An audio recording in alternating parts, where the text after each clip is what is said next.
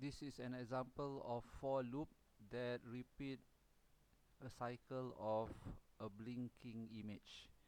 This image is the hint. Try these hand gestures. The name of the image is hint. If you look from the starting of the filter, we have a for loop that will be executed, and it consists of these 4 nodes.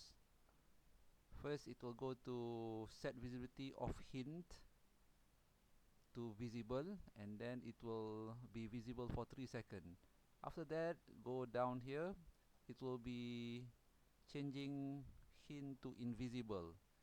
That will be 3 seconds, and then go back repeating the node again in another cycle of the for loop. So the for loop will be repeating as long as the filter is still open, or you can set a condition, okay, which is a counter.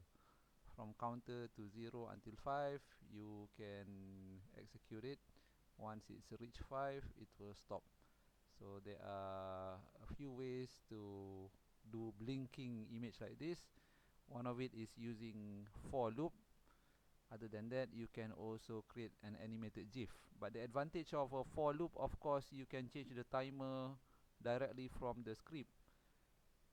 Instead of displaying for 3 seconds, if I change to 1 second, now it will display in a shorter time. So show the node, show the image, and then disappear for 3 seconds. 1 versus 3 seconds. So that's the advantage of using script rather than using an animated GIF, although it might look complicated, but it's actually easy. So the for loop you can easily add by right clicking and then add node and look for for loop. Okay, so that's the way to search for the for loop. The rest is already shown in the previous video. This one, wait for second, you can right click, add node, search for wait. Okay, you get wait for seconds. The detection of the gesture is done in a separate branch of the Visual Script. So here I put gesture detection will activate the visibility. Okay, so overall you can actually organize your script by commenting it. So if you want to see it clearly, you can highlight, for example, this for loop with the 4 nodes, and then right click and then comment around. So then you can give a comment. Example, this one is for the blinking hint.